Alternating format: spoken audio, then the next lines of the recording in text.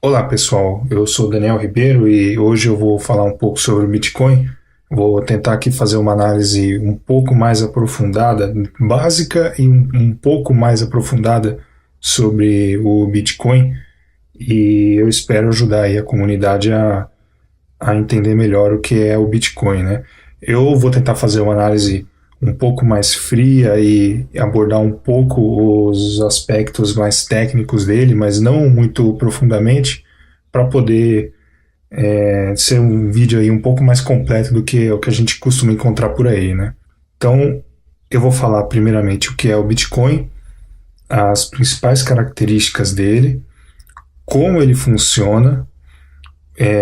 Vou falar um pouco sobre como usar o Bitcoin, sobre mineração e sobre os problemas mais conhecidos dele. Então, o que é o Bitcoin? Para a gente poder entender o que é o Bitcoin, a gente primeiro tem que entender o que é uma moeda. Uma moeda é um meio de troca, é um artefato que é usado para acumular valor e para ser trocado por bens ou serviços, né?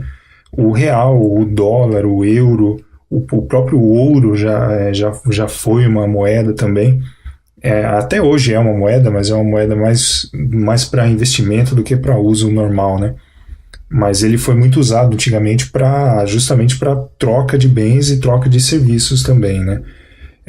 Supondo que você tenha uma vaca e você quer trocar por um terno, você precisa equiparar esses valores. Você não sabe quantos ternos valem uma vaca ou quantos sapatos valem um terno.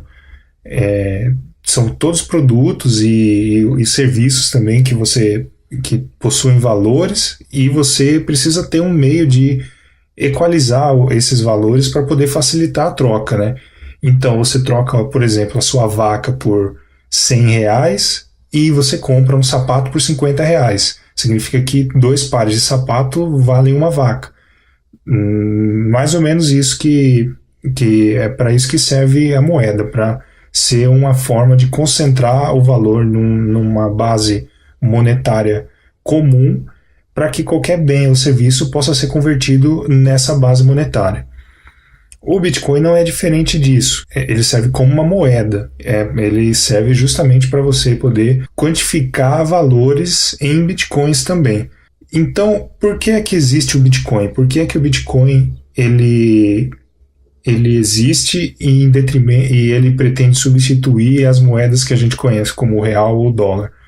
O Bitcoin, ele não depende de um emissor central. Então, por exemplo, no Brasil, o real é emitido pelo Banco Central do Brasil. O dólar é emitido pelo Banco Central americano. E todas as moedas estatais são emitidas pelos seus respectivos países, né? O que acontece? Essas moedas, elas são moedas fiduciárias, que significa que a entidade que emite essas moedas tem total liberdade para emitir novas moedas à medida que eles julgam isso necessário. Então, sempre que faltam reais no Brasil, mais reais são impressos, são emitidos como títulos de dívida pública, como juros, enfim. O governo define a melhor forma de emitir esse dinheiro e para quem esse dinheiro vai ser destinado. E aí ele emite novo dinheiro. O Bitcoin não funciona dessa forma. O Bitcoin ele não tem uma autoridade central controlando ele. Então você não tem nenhum governo, nem nenhuma casa da moeda, nenhum banco administrando a rede do Bitcoin. O Bitcoin é uma rede autossuficiente, ela funciona sozinha e ela emite os próprios Bitcoins de acordo com o que foi estipulado no protocolo dele. Então é uma emissão controlada e que todo mundo conhece, né? Eu vou falar um pouco mais sobre como é a emissão de novos bitcoins mais para frente. Mas o que é importante dizer é que ela é uma moeda escassa, ou seja, ela tem um limite de emissão. E o limite é de 21 milhões de bitcoins. 21 milhões pode parecer pouco, mas esses bitcoins eles podem ser divididos em até 8 casas decimais. Então você tem até 0,0000001 Bitcoin e isso tem um valor, entendeu? É um valor muito pequeno. Então um Bitcoin já tem um valor muito elevado. Isso não é um problema. O fato de ter apenas 21 milhões de Bitcoins não é necessariamente um problema. Então, como que funciona o Bitcoin? Para entender como funciona o Bitcoin, nós temos que entender basicamente dois tópicos específicos dele, que são os endereços Bitcoin e a corrente de blocos. Eu vou falar um pouco sobre cada um deles e, em detalhe, eu vou começar pelos endereços. Um endereço Bitcoin é um código de até 34 caracteres, entre 27 e 34 caracteres, que é um endereço onde você pode armazenar os seus Bitcoins. Você pode gerar inúmeros endereços Bitcoins. Esses endereços são praticamente infinitos. Eles têm um limite, mas é um limite altíssimo, que se fosse colocar hoje, cada habitante da Terra poderia ter quintilhões de endereços. Assim, é um número muito grande, impronunciável. Cada endereço Bitcoin é uma chave pública de criptografia. E cada um tem a sua respectiva chave privada. Esse par de chave pública e chave privada é a base das transações com Bitcoin. A chave pública, obviamente, ela é pública, então não tem problema você informar essa chave para outras pessoas. Na verdade, você tem que informar essa chave para outras pessoas porque é através dela que elas vão transferir dinheiro para você. Já a chave privada, ela tem que ser mantida, como o próprio nome diz, de forma privada. Ela é o segredo da chave pública. Com a chave privada, você consegue gastar os bitcoins que existem naquele endereço. Então, essa é a parte secreta que você tem que manter. É como se fosse a senha daquela chave, daquele endereço. Então, você precisa manter sempre a chave pública de uma forma secreta para poder garantir a segurança do seu dinheiro, né? Um artifício que é muito usado nas transações do Bitcoin são os QR Codes, que são esses desenhos de código parece um código de barras, só que com vários quadradinhos. Esse QR Code nada mais é do que a representação desse código, dessa chave pública, de uma forma gráfica. Essa forma é muito fácil para câmeras e para leitores de tela conseguir ler isso e identificar isso como um código. Então, na verdade, sempre que você vê um código desse aqui, você pode ter certeza que ele representa ou um QR Code ou um endereço de internet. É só uma forma de facilitar a leitura desses endereços por aparelhos, por leitores de código de barra ou por celulares, câmeras de celular, enfim. A corrente de blocos é a segunda base do Bitcoin. O que é a corrente de blocos? É um banco de dados distribuído. Simples assim. A corrente de blocos é um banco de dados que é aumentado a cada 10 minutos. Esse é o tempo que o protocolo do Bitcoin define como o tempo ideal de criação de cada bloco. E a corrente de blocos, ela é formada por blocos de transação. Então, cada bloco da corrente de blocos possui internamente as transações que foram realizadas naquele momento. E a cada 10 minutos um bloco novo é gerado. Isso significa que as transações são incluídas na corrente de blocos a cada 10 minutos. Sempre que você transfere dinheiro de uma pessoa A para uma pessoa B, isso é uma transação. Você está movimentando o dinheiro. E essa transação ela vai ficar armazenada num bloco da corrente de blocos. Qual que é o segredo da corrente de blocos? Cada bloco possui a informação de qual era o bloco anterior a ela. Então, para você poder reprocessar um bloco antigo, você teria que reprocessar todos os blocos que aconteceram depois desse bloco que você quer reprocessar. Isso, computacionalmente, é impossível de fazer, porque para você poder gerar cada bloco, a quantidade de processamento que um computador tem que fazer é muito grande. Então, para você reverter uma transação antiga, ou para você estornar essa transação antiga, é praticamente impossível. Isso na verdade é possível. Eu vou descrever mais para frente um ataque que é chamado do ataque dos 51%, mas para isso o atacante teria que ter mais de metade da capacidade de processamento de toda a rede no mundo inteiro. Então é praticamente impossível disso acontecer. O que acontece com a corrente de blocos é que cada bloco é gerado de uma forma que o bloco atual precisa ter a informação de qual é o bloco anterior a ele. E esse bloco anterior a ele tem a informação do bloco anterior e esse do anterior. E é por isso que é chamado de corrente, porque é formada uma corrente sempre a partir de um bloco. A corrente de blocos, ela é pública, ela é conhecida por todo mundo. Isso significa que todo mundo tem acesso a todas as transações que são realizadas dentro da rede Bitcoin. Então, sempre que uma pessoa A manda dinheiro para uma pessoa B, essa transação ela é publicada e todo mundo que tem a corrente de blocos vai ter uma cópia dessa transação. Isso é o que garante que não vai haver o gasto duplo. Ou seja, quando eu transfiro uma moeda da minha carteira para a carteira de um amigo meu e eu tento transferir essa mesma moeda no futuro para outra pessoa, essa segunda transação não vai funcionar, porque essa outra pessoa vai saber que essa moeda já foi gasta anteriormente. Por quê? Porque as transações são públicas, entendeu? Essa é a forma que o protocolo garante que o dinheiro não vai ser duplamente utilizado, fazendo com que as transações sejam públicas. Como que o anonimato das transações é garantido, então? Ninguém sabe qual é o seu endereço do Bitcoin. O Bitcoin os endereços são códigos, mas esses códigos não estão associados a uma pessoa. Então você não tem como saber que o João tem aquele endereço e ele transferiu 1 milhão de Bitcoins para outra pessoa. Isso não acontece. Você não tem como saber de quem é cada endereço, entendeu? Então é dessa forma que o anonimato das transações é garantido. Contanto que ninguém saiba qual é o seu endereço, ninguém vai saber que você tem esse dinheiro.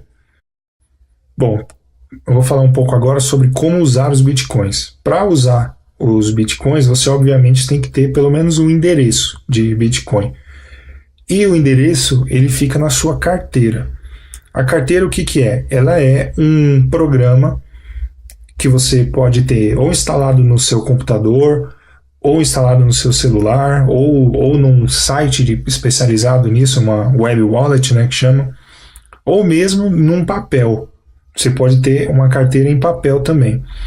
A carteira ela serve para quê? Ela serve para acumular os seus endereços Bitcoin. Então você pode ter um ou mais endereços. Na verdade, o ideal é que você tenha um endereço para cada transação que você vai fazer. Então a carteira ela serve para isso, para poder agrupar os seus endereços e facilitar a gestão do seu dinheiro. O jeito mais fácil que eu considero para usar bitcoins, e isso é uma opinião pessoal, obviamente, é com um smartphone.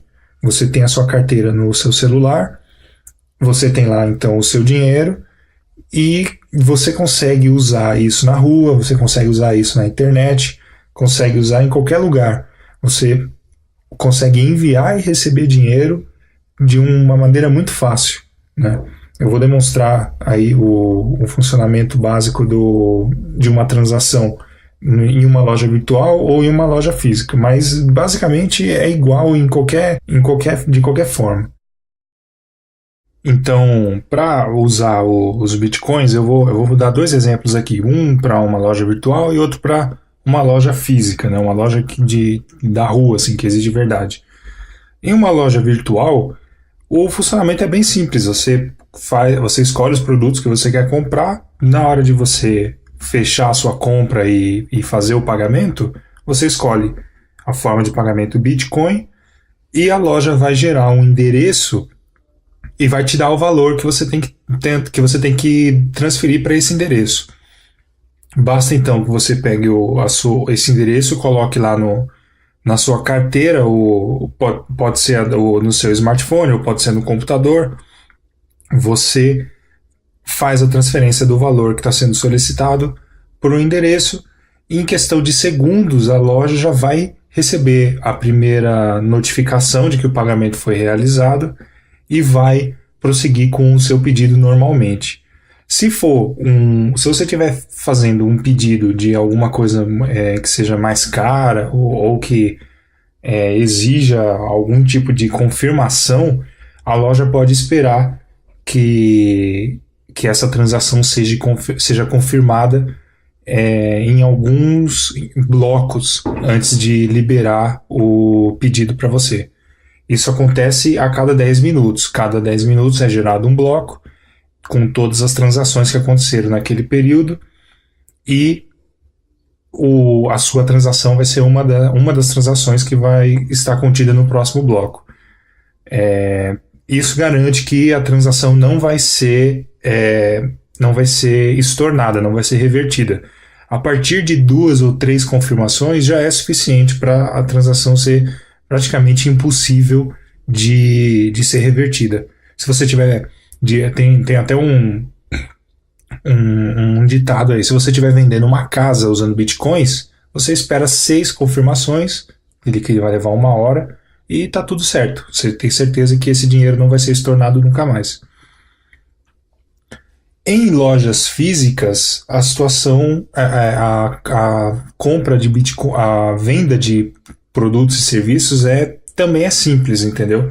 Um estabelecimento, por exemplo, um restaurante que quer passar a aceitar Bitcoins também, pode ter um smartphone ou no próprio computador, no sistema de gestão, ele pode fazer a cobrança em Bitcoins também. Para isso é só ele... na hora de fazer o fechamento do pedido e mostrar o valor, mostrar junto um QR Code. Isso pode vir até impresso no papel, numa comanda de papel. E aí você, com o seu smartphone, você escaneia o QR Code, faz o pagamento e em questão de segundos o restaurante vai receber a notificação do primeiro pagamento. Como as transações desse tipo de estabelecimento geralmente são de baixo valor, você paga um almoço, paga um produto que seja mais barato e tal, você pode trabalhar sem ter as confirmações em tempo real. Você vai receber a primeira confirmação a partir de 10 minutos, mas a chance de que você tenha um gasto duplo com uma transação originada a partir de um celular é muito pequena. Então, você pode ficar tranquilo com relação a isso, se você for o dono do estabelecimento, né? A compra é bem tranquila também. Bom, para você comprar ou vender bitcoins, existem basicamente 2 formas. Uma é através da casa de câmbio e a outra é diretamente de outra pessoa, né? Existem algumas casas de câmbio que são chamadas de exchanges lá fora, né? Aqui são casas de câmbio, como o Mercado Bitcoin, o Bitcoin to You, o Bitfication, entre outros aí que aceitam depósitos em reais e você pode comprar bitcoins usando reais, né? Elas são uma mistura de casa de câmbio com bolsa de valores, porque você coloca ordens de compra e ordens de venda nesses sistemas e você pode comprar ou vender os seus bitcoins pelo valor que você achar conveniente, né? Outra forma de fazer isso é diretamente das pessoas que têm bitcoins. Então, existem sites, por exemplo, o Local Bitcoins, onde você pode anunciar que você está querendo comprar ou vender bitcoins.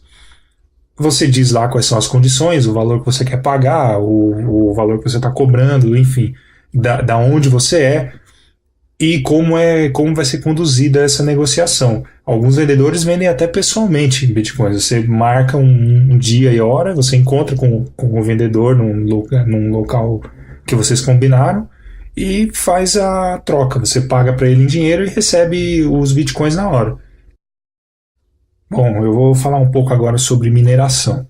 Eu falei anteriormente que os blocos são gerados a cada 10 minutos e que eles contêm todas as transações e tal, Mas você deve estar se perguntando, se o Bitcoin não tem uma autoridade central, então quem é que gera esses blocos, né? Onde eles ficam armazenados, né?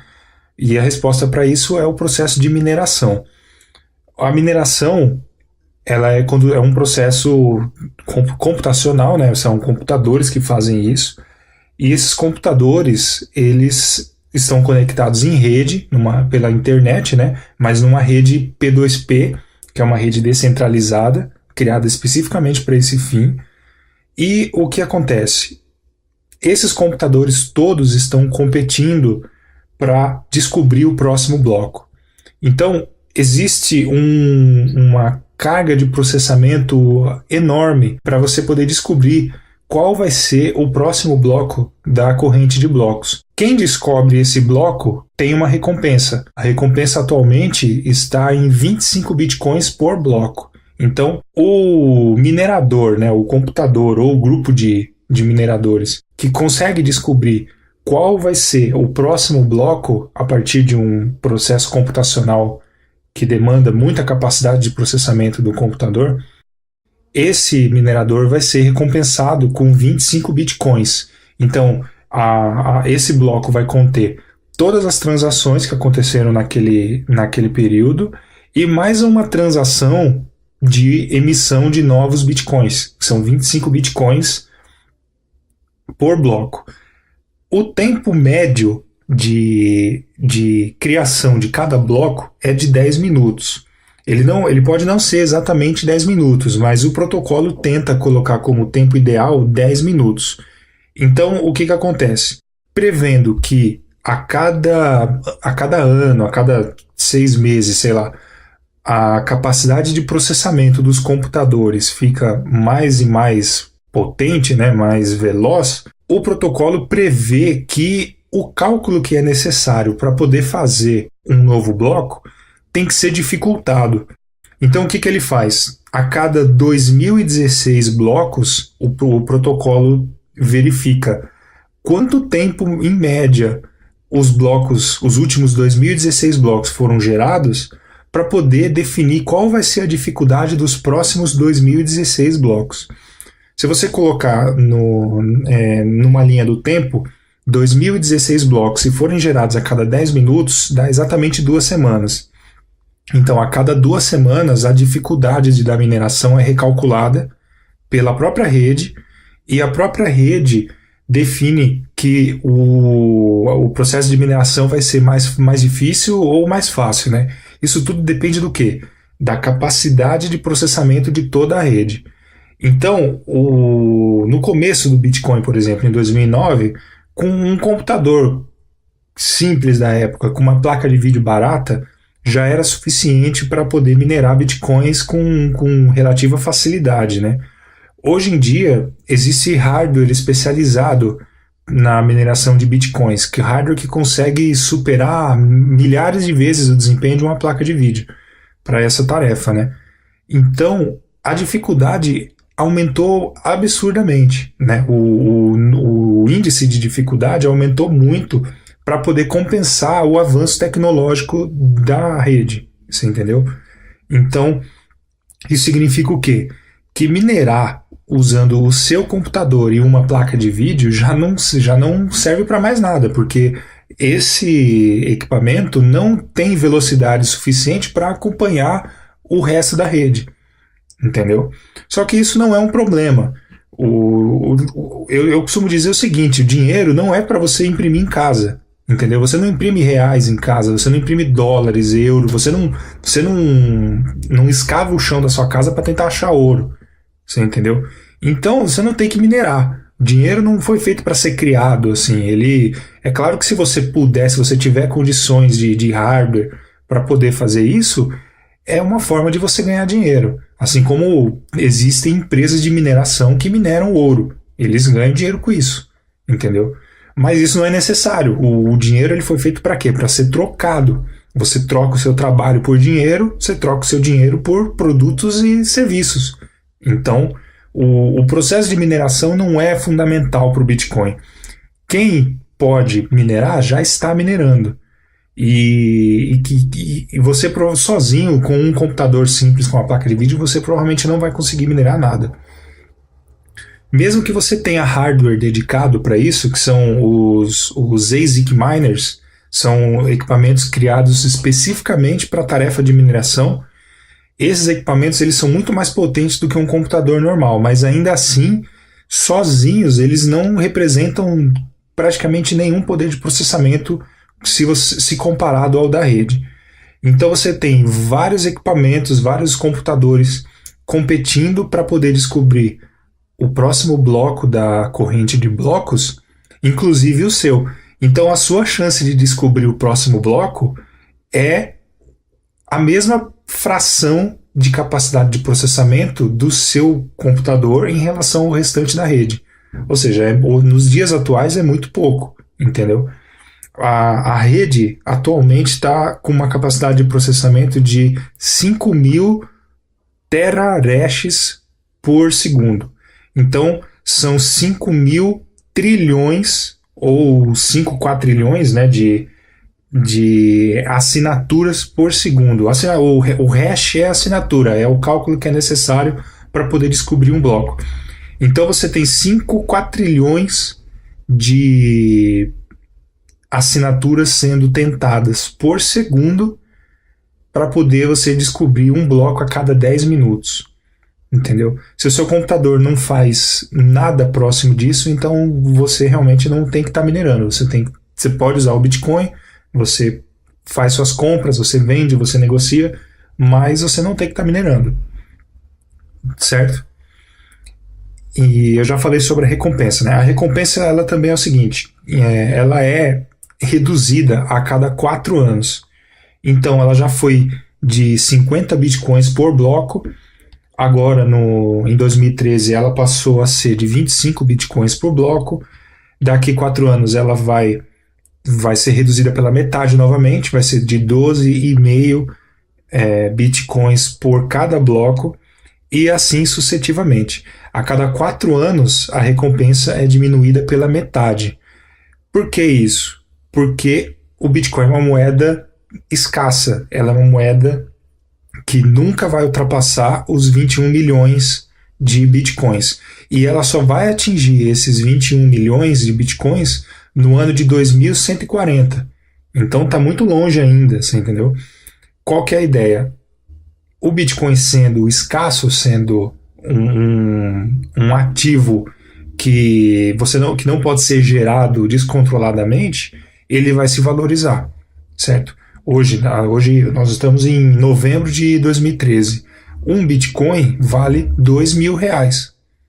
E a tendência de que esse valor aumente ainda mais e só aumente no futuro. Por quê? Porque o Bitcoin é uma moeda deflacionária, enquanto o real é uma moeda fiduciária, ou seja, uma moeda que inflaciona. O governo ele vai seguir imprimindo novos reais descontroladamente, provavelmente, e isso vai desvalorizar cada real.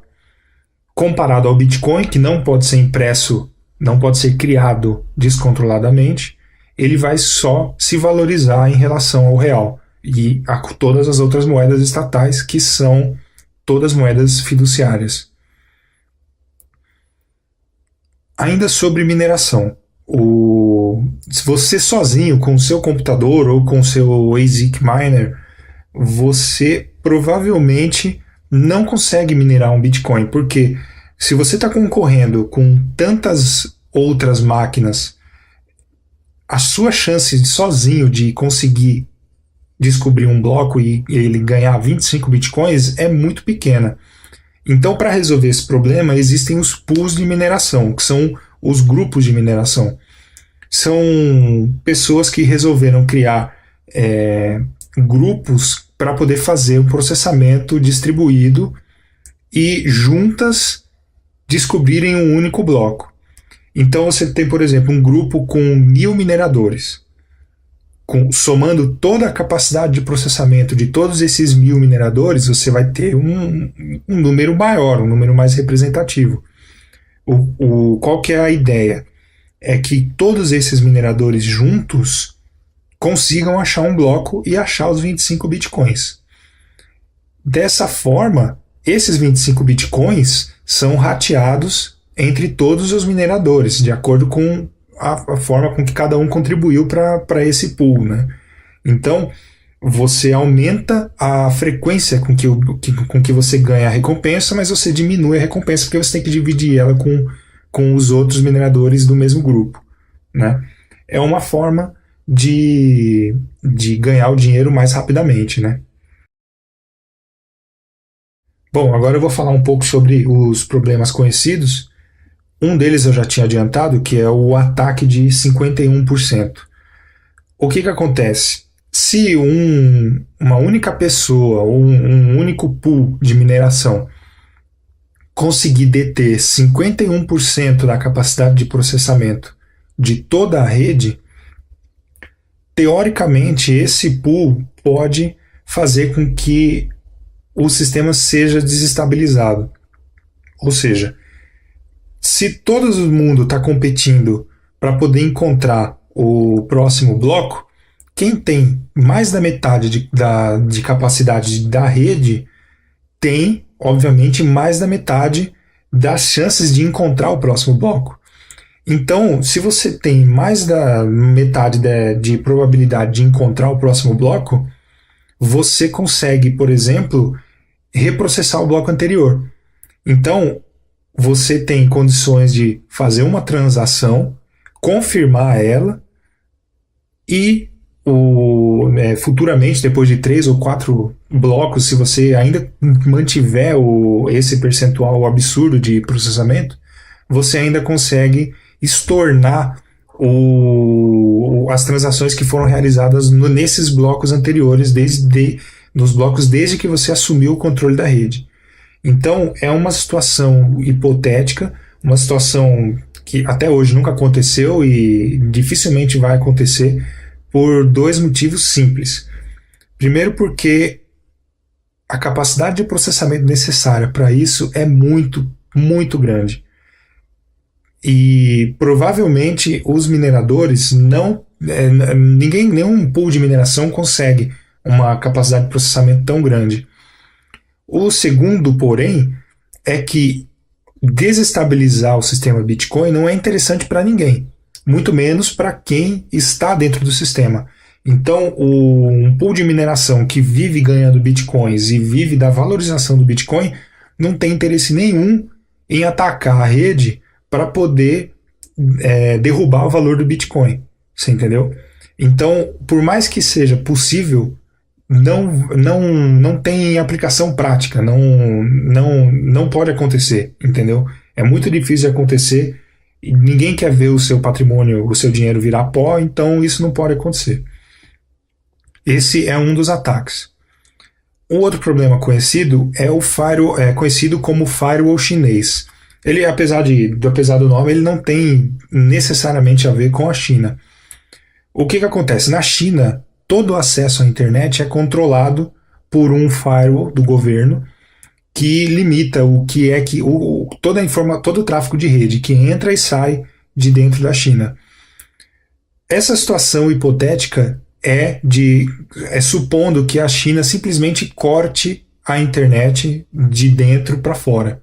Ou seja, as pessoas que estão dentro da China vão ter lá a sua rede, a sua internet interna funcionando, e as pessoas que estão fora da China também. Só que elas não vão ter comunicação entre si. Então, os pools de mineração, os mineradores da China não vão ter comunicação com os mineradores de fora da China. Qual que é a consequência disso? Cada uma dessas redes, como elas são descentralizadas, elas vão continuar minerando e continuar gerando seus próprios blocos. Então você vai ter uma divisão aí. Você vai ter a corrente de blocos dentro do território que está isolado e você vai ter a corrente de blocos fora dessa rede isolada. E esses blocos vão continuar a ser criados a cada 10 minutos ou o tempo que for necessário para isso. E isso pode, então, gerar são 2 correntes de blocos distintas, entendeu? O protocolo Bitcoin está preparado para isso, Porém, o que acontece nesse caso não é legal. Porque quando as redes voltarem a ter comunicação umas com as outras, uma com a outra, o protocolo Bitcoin define que a maior corrente de blocos deve prevalecer. Então, se a maior corrente de blocos for a que aconteceu na China, é ela que vai prevalecer. E todos os blocos que foram gerados na corrente de fora vão ser estornados até o momento em que a rede era uma só. Então, qual que é o maior problema disso? As transações que antes estavam confirmadas, agora elas vão ter que ser reconfirmadas. E se houve um ataque de gasto duplo nesse meio tempo, essas transações não vão ser confirmadas. Então, a transação que vai prevalecer é a do maior bloco, e a transação que antes havia sido confirmada na corrente que não existe mais, agora não existe, a transação não existe mais. E isso pode acarretar um prejuízo financeiro para alguém. Já aconteceu da blockchain se dividir uma vez. Houve um problema técnico entre versões do Bitcoin, mas isso acabou se solucionando porque a engenharia do Bitcoin, a forma como ele foi feito, permite isso, permite que as transações sejam reconfirmadas na corrente que prevaleceu, né? E a maioria das transações realmente foi confirmada normalmente, né? O terceiro e o quarto problema que eu vou relatar aqui, eles não são de ordem técnica, e sim de ordem política, que é, por exemplo, uma proibição estatal. Imagine que o governo brasileiro, por exemplo, proíba qualquer tipo de negociação usando bitcoins. Então, isso é um problema de ordem legal. As empresas, por exemplo, uma empresa que antes aceitava bitcoin, vai passar a não aceitar mais. As negociações de Bitcoin respaldadas por um processo legal não vão estar mais. E o empresário ele não quer trabalhar fora da lei, entendeu? Se você tem um comércio, se você tem uma empresa, uma loja de eletrodomésticos, por exemplo, você não vai querer ter um fiscal do governo pegando no seu pé porque você aceita Bitcoins também. Você vai simplesmente parar de aceitar Bitcoins, e isso não é bom para a economia do Bitcoin. É uma possibilidade, pode acontecer. Obviamente, isso não vai parar o Bitcoin. Ele vai provavelmente dificultar a adesão do Bitcoin em um determinado país, no Brasil, nos Estados Unidos, em qualquer lugar onde ele for proibido. Mas a rede em si vai continuar funcionando. Então, essa é uma preocupação também. E outra preocupação é a economia deflacionária do Bitcoin. Não necessariamente isso é um problema. Há quem diga que você ter uma economia deflacionária é bom, porque o valor do seu dinheiro é mantido. Então, por exemplo, se você tem hoje um Bitcoin que vale R$2.000 e amanhã ele vale R$2.500, o seu poder de compra aumentou. Você não teve que trabalhar mais por isso, você só guardou, você só poupou o seu dinheiro e amanhã o seu dinheiro vale mais. Isso é uma economia deflacionária. É o contrário da economia inflacionária, que é a economia que a gente está acostumado a conhecer. A gente vai se você vai num supermercado hoje comprar um pacote de biscoitos, ele custa R$1. Se você for o mês que vem, ele custa R$1,20. Então, o seu poder de compra diminui. Se você guardou reais, se você simplesmente guardou o seu dinheiro e não trabalhou para aumentar o seu dinheiro, amanhã o seu dinheiro vale menos. Isso é uma economia inflacionária. O Bitcoin é o contrário, é uma economia deflacionária. Há quem diga que isso é um problema, porque isso faz manter o poder de quem tem mais dinheiro. E em parte é verdade. Se você tem a capacidade de poupar o seu dinheiro, você vai ter mais poder. Só que ninguém consegue poupar para sempre. Você entendeu? Numa economia deflacionária, os juros não compensam o investimento. Os juros são baixos. Então você acaba tendo que gastar o seu dinheiro para poder viver, para poder pagar suas contas, para poder comer, para poder vestir e fazer tudo. Então, o seu dinheiro, uma hora ou outra, vai ter que entrar em circulação de novo e vai parar na mão de alguém. Essa é uma forma de fazer a economia andar, né? Outra forma é a forma como a economia inflacionária é, que ela obriga todo mundo a trabalhar para poder manter o valor do não o valor do dinheiro, mas manter-se com o dinheiro, com o poder de compra equivalente, entendeu? Então você tem que trabalhar para você poder ter dinheiro, para você poder emprestar dinheiro, por exemplo, para os outros e cobrando juros por isso. Os juros é sempre o valor da inflação mais o valor do seu lucro. Então os bancos ganham muito dinheiro com isso e essa é uma forma de abordar também. Eu não vou dizer aqui o que é melhor, o que é pior, mas isso fica para você, né? Bom, então só para concluir, a gente viu que o Bitcoin é uma moeda escassa, então ela é deflacionária. Ela não é controlada por nenhum governo e nenhuma empresa. A emissão dela é constante e conhecida por todos. Ela é pseudo-anônima. As transações são públicas, mas ninguém sabe quais são as partes que realizam essas transações. As transações não podem ser estornadas. As transações elas têm um custo muito baixo ou são praticamente gratuitas. O Bitcoin permite microtransações, então você consegue fazer transações de 10 centavos, equivalente a 10 centavos de real, 1 centavo. Se você quiser transferir 1 centavo para alguém, você consegue fazer isso usando o Bitcoin. Cada vez mais estabelecimentos aceitam o Bitcoin. Então, por exemplo, o Subway lá dos Estados Unidos já está aceitando Bitcoins. O WordPress aceita Bitcoins. Aqui no Brasil nós temos alguns estabelecimentos também que aceitam. E que o Bitcoin é fácil de integrar com os sistemas atuais. Se você tem uma loja, se você tem um site que vende alguma coisa, você pode facilmente receber Bitcoins. Isso não é difícil de integrar com o seu sistema atual. Tá certo? Eu espero que vocês tenham gostado do vídeo. Deixem aí comentários, sugestões, dicas. Se eu cometi algum erro, vocês me dizem aí. E eu estou à disposição para qualquer esclarecimento. Um abraço e até mais, hein?